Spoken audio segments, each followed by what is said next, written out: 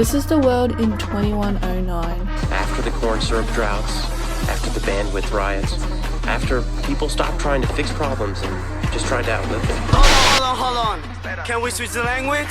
How can we stop this future from becoming a reality? During our time here, every individual has the power to make the world slightly better.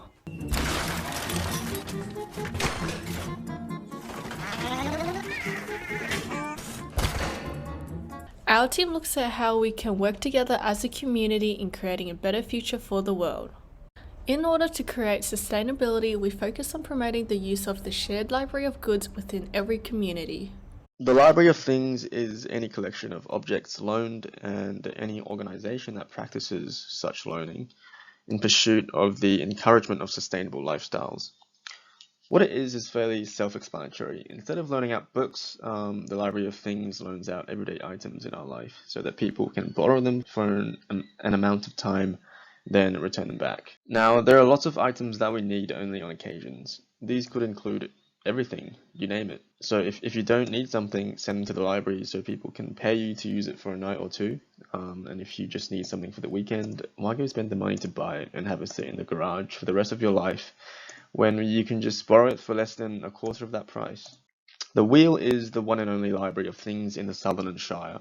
It is one of the many examples of the rapidly growing movement around the globe. Due to the ever-changing world we live in, the innovation of new technologies and a rapidly transforming chemical industry, our environment is always exposed to toxic waste generated from the everyday items we choose to buy and the old ones we choose to push to the side. This toxic waste is leading to a variety of environmental problems such as pollution. The pollution of the air, the pollution of our cities, and the pollution of our oceans. The pollution of our environments can lead to the extinction of animal groups. All in all, these issues all act in one chain, which proves that we need to act upon building a sustainable future.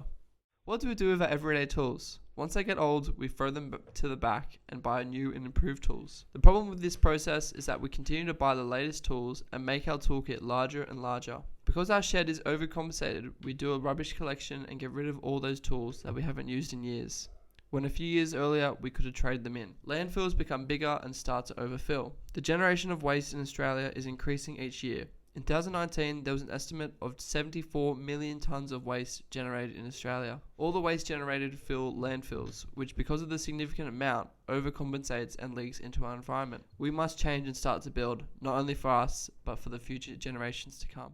For this interview, I've interviewed Mitchell Rosser, who is the president and founder of The Wheel, which is a sustainability hub located in Sutherland Shire. How did you start The Wheel and how was it made?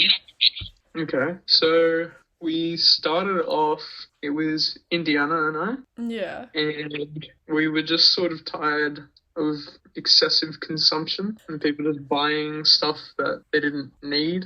They would use once and then just throw away or put in the garage and never touch again. Yeah. So we came across the idea of tool libraries. They've existed for a while in America, and we've had a few around Sydney already, the NOS Tool Library, Toolo in the Blue Mountains. And so she and I started off and we tried to recruit some other people. We found Patrick Gutierrez, I don't know if you know him, but so we found a few extra helpers and we got started on looking into, the legal aspects of it all. Incorporation, business registration, taxes, charity status, all of that. And whilst we were still figuring all of that out and registering everything, we came across another group. They were trying to set up a library of things as well. Yeah. And so I reached out to them and we managed to merge. And so came together under the new name, The Wheel,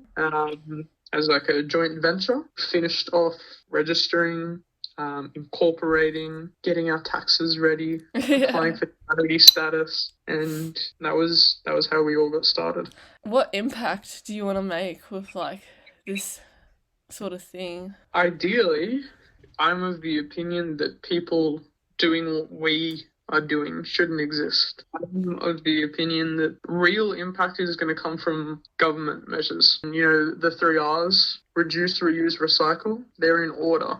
So the most important thing we can do is reduce. People often don't do because it's hard. If you need something, there's not really many avenues to just borrow it for a day.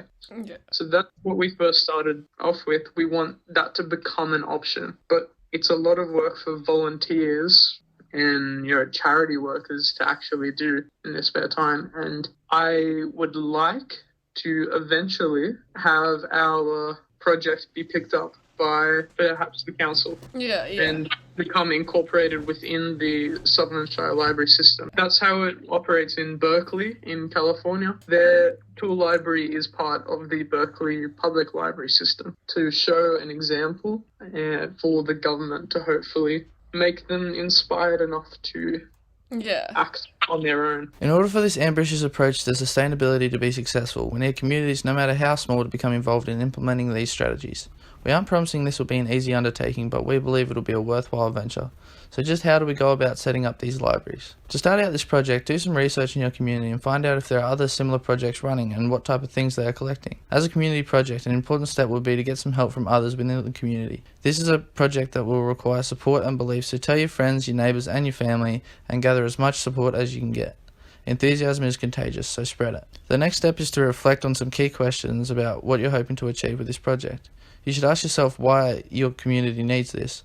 This will help you make a certain and defined list of priorities. These will form the foundation of your work moving forward and allow your volunteers to have a clear vision of the project. This list should be focused on the needs of your community. Next, you need to set goals and formulate a plan for how you'll achieve them. You will need to ask yourself, who will be the most likely to use this library? This will help you cater your resources to these people's needs. You should then determine how many people will use this library in order to properly plan how you balance supply and demand.